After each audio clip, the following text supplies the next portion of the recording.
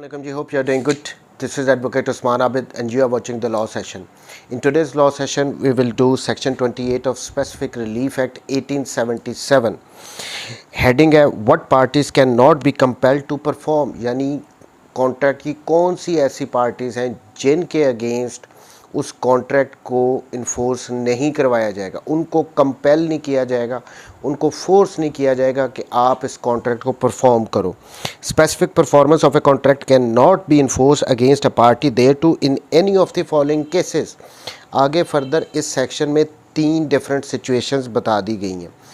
उनके अगर तो ये केस उनमें फॉल करेगा तो फिर कॉन्ट्रैक्ट की इन्फोर्समेंट नहीं करवाई जाएगी. नंबर 1 ए, पहली situation, if the consideration to be received by him is so grossly inadequate with reference to the states of things existing at the date of the contract. पहली बात ये आ गई कि जो कंसिडरेशन ऑफ द कॉन्ट्रैक्ट है वो इनएडिक्वेट है, बहुत कम है, मुनासिब नहीं है. फॉर इंस्टेंस, एक घर है जिसकी मार्केट वैल्यू 5 करोड़ रुपये है और उसको कॉन्ट्रैक्ट किया गया है कि उसको 3 लाख रुपए में ख़रीदा गया, तो ऑब्वियसली अब ये जो कंसिडरेशन है इस कॉन्ट्रैक्ट में ये इनएडिक्वेट है, बहुत कम है, ना काफ़ी है. इस सूरत में कॉन्ट्रैक्ट को इन्फोर्स नहीं करवाया जाएगा. As to be either by itself और coupled with other circumstances evidence of fraud और undue advantage taken by the plaintiff. अब यहाँ पे फर्दर इस क्लॉज में कह दिया गया है कि पहली बात तो ये इतना ही काफ़ी है कि कंसिडरेशन जो है इटसेल्फ ही इनएडिक्वेट है. क्लियर बात है, इतनी महंगी प्रॉपर्टी आप इतनी कम कीमत में कैसे ख़रीद सकते हो. सेकेंडली उन्होंने कहा कि साथ अगर इसके ये भी एविडेंस आ जाए कि कोई फ्रॉड कमिट किया गया जिसके थ्रू ये कॉन्ट्रैक्ट किया गया है. फॉर इंस्टेंस, अगर वो बंदा जिसकी वो प्रॉपर्टी थी वो इलिटरेट है, उसको कोई फ्रॉड करके उससे ये कॉन्ट्रैक्ट करवा लिया गया है, या कोई और मींस यूज़ किए गए हैं, ऑपरेशन के थ्रू उसको जबर करके उससे ये कॉन्ट्रैक्ट करवाया गया है, ये भी प्रूव हो रहा हो और इसमें ये भी नज़र आ रहा हो कि जो ये प्लेंटिफ है, जो ये सूट लेके आया कि जी अब मुझे इसकी परफॉर्मेंस करवा के दो, यहाँ पे उस प्लेंटिफ का अनड्यू एडवांटेज भी इस्टेब्लिश हो रहा है कि आप इतनी महंगी चीज़ कैसे इतनी थोड़ी प्राइस में ख़रीद सकते हो. तो इस सिचुएशन में जहाँ पे पहली बात कंसिडरेशन जो है इनएडिक्वेट होगी, प्लस उसके साथ अगर ये भी अगर आ जाए कि फ़्रॉड कमिट हुआ है, तो भी इन सूरतों में कॉन्ट्रैक्ट को उसके साथ कॉन्ट्रैक्ट को इन्फोर्स करने के लिए उस पार्टी को कंपेल नहीं किया जाएगा जिसके साथ ये कॉन्ट्रैक्ट किया गया है. बी, अब second one, if his asset was obtained by the misrepresentation whether willful or innocent. दूसरी बात ये आ गई कि उस बंदे को भी कंपेल नहीं किया जाएगा कि आप कॉन्ट्रैक्ट को परफॉर्म करो जिसकी एसेट, जिसकी कंसेंट जो है वो मिसरिप्रेजेंटेशन के थ्रू ले गई हो, चाहे वो मिसरिप्रेजेंटेशन विलफुल हो या इनोसेंट हो, ये इर्रेस्पेक्टिव है. लेकिन उसके साथ किसी किस्म की मिसरिप्रेजेंटेशन हुई हो, उसको दिखाया कुछ गया हो और कॉन्ट्रैक्ट किसी और चीज़ के रिगार्डिंग कर लिया गया हो. पहली बात मिसरिप्रेजेंटेशन. कंसीलमेंट, कुछ बातें उससे कंसील करके कॉन्ट्रैक्ट में उसकी एसेट ली गई हो. सरकमवेंशन, यानी उसको साथ किसी किस्म का फ्रॉड करके फरेबकारी करके लिया गया हो. और अनफेयर प्रैक्टिस, चौथी बात ये आ गई कि अनफेयर प्रैक्टिस की गई हो, कोर्शन वगैरह को यूज़ किया गया हो, तशद्दुद करके कोई भी लीगल मींस के थ्रू उसकी एसेट ली गई हो, उस बंदे के अगेंस्ट कॉन्ट्रैक्ट को इन्फोर्स नहीं करवाया जाएगा. Of any party to whom performance would become due under the contract और by any promise of such property which has not been substantially fulfilled.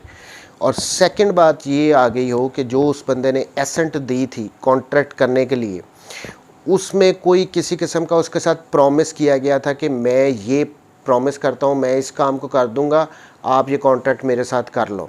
For instance, मैं एक घर ख़रीदने का कॉन्ट्रैक्ट करता हूँ किसी के साथ, लेकिन मैं कहता हूँ कि घर के साथ ये जो इसका गैराज है इसको आप मुझे टाइल्स वगैरह लगा के दोगे, वो प्रॉमिस कर लेता है ठीक है जी मैं आपको टाइल्स वगैरह लगा के इसको रेनोवेट करके गैरेज भी आपके साथ फिर दूंगा। अब यहाँ पे कॉन्ट्रैक्ट हो गया, उसने एसेंट इसी कंडीशन पे दी थी कि आप मुझे रेनोवेट करके दोगे, टाइल्स वगैरह लगा के गैराज की दोगे, बट अब उसने अपना अगर प्रॉमिस फुलफ़िल नहीं किया तो इस सूरत में उसने गैरेज को जैसे कॉन्ट्रैक्ट की टर्म्स थी उसने रेनोवेट नहीं किया, तो इस सूरत में जो एसेंट उसने दी थी वो तो उसने उसके प्रॉमिस की वजह से दी थी कि ये प्रॉमिस फुलफ़िल करेगा। इस सूरत में भी जो कॉन्ट्रैक्ट को इन्फोर्स नहीं किया जाएगा, कोर्ट की तरफ से उस बंदे को नहीं कहा जाएगा कि आप इस घर को ख़रीदो ही ख़रीदो। सो सेकंड में दो बातें आ गई, एक तो जो एसेंट उसने दी है, कंसेंट दी है, वो मिसरिप्रेजेंटेशन की वजह से हो, किसी अदर मींस की वजह से हो, कंसीलमेंट हो गई हो, अनफेयर मींस यूज़ की गई हो, फिर कंसेंट उसने दी हो, इन बातों की बिना पे ली गई हो उससे। और सेकेंडली उसने एसेंट किसी प्रॉमिस की वजह से दी गई थी कि ये प्रॉमिस फुलफ़िल किया जाएगा। अगर वो प्रॉमिस फुलफ़िल नहीं किया गया, वो प्रॉमिस पूरा नहीं किया गया और एसेंट चूँकि उसने प्रॉमिस की वजह से दी गई, तो इन दोनों सूरतों में उस बंदे को कोर्ट की तरफ से कंपेल नहीं किया जाएगा कि आप अपना कॉन्ट्रैक्ट को पूरा करो, इस घर को ख़रीदो ही ख़रीदो, या जो भी उनके दरमियान कॉन्ट्रैक्ट है। Next one, third one, clause C, if this assent was given under the influence of mistake of fact. पहली बात आ गई कि जो एसेंट दी गई है वो मिस्टेक ऑफ फैक्ट है उसमें इन्वॉल्व, उस वजह से दी गई है। मिस एप्रीहेंशन और सरप्राइज़, या कुछ सरप्राइज़ का एलिमेंट है, कोई मिस एप्रीहेंशन का एलिमेंट इन्वॉल्व है, यानी सिंपल वर्ड्स में कर लें कि उसकी जो कंसेंट वो दे रहा है कॉन्ट्रैक्ट करने के लिए वो फ्री कंसेंट नहीं है, तो इस सूरत में कोर्ट उस बंदे को कंपेल नहीं करेगी कि आप कॉन्ट्रैक्ट को इन्फोर्स करो, आप कॉन्ट्रैक्ट को परफॉर्म करो।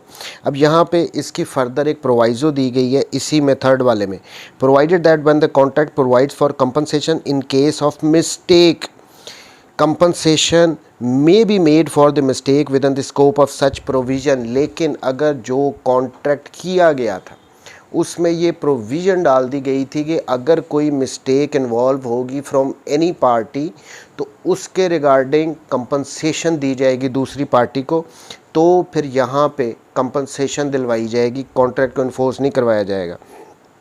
And the contract may be specifically enforced in other respects if proper to be so enforced. लेकिन जिस हद तक मिस्टेक की हद तक अगर कंपनसेशन कहा गया था तो वो कंपनसेशन दिलवा दी जाएगी, लेकिन उससे हट के बाकी कॉन्ट्रैक्ट अगर इन्फोर्स होता होगा तो उसको इन्फोर्स करवा दिया जाएगा। तो ये थी तीन सिचुएशंस बताई गई सेक्शन 28 में। नंबर 1 कि अगर कंसिडरेशन इनएडिक्वेट है उस सूरत में, नंबर 2 जो एसेंट दी गई थी वो मिसरिप्रेजेंटेशन की वजह से दी गई थी, कोई कंसीलमेंट की गई थी, कोई अनफेयर प्रैक्टिस यूज़ की गई थी, कोई प्रॉमिस किया गया था उसकी वजह से उसने एसेंट दे दी, तो इन सूरतों में ये कॉन्ट्रैक्ट को इन्फोर्स नहीं करवाया जाएगा। And the third one was कि अगर तो एसेंट किसी मिस्टेक की वजह से, मिस्टेक ऑफ फैक्ट की वजह से दी गई थी, या मिसएप्रीहेंशन या सरप्राइज़ का एलिमेंट वहाँ पे इन्वॉल्व था जिस वजह से ये एसेंट उस बंदे ने दे दी, तो इन सूरतों में, इन तीन सिचुएशंस में अगर केस फॉल करेगा तो उस कॉन्ट्रैक्ट को इन्फोर्स नहीं करवाया जाएगा। उस बंदे, इन पर्सनस के अगेंस्ट कॉन्ट्रैक्ट को उनको कंपेल नहीं किया जाएगा कि आप कॉन्ट्रैक्ट को परफॉर्म करो। This was all about section 28 कि किन बंदों को, किन पर्सनस को कंपेल नहीं किया जाएगा कि आप कॉन्ट्रैक्ट को परफॉर्म करें। Thank you very much ji, take care, Allah.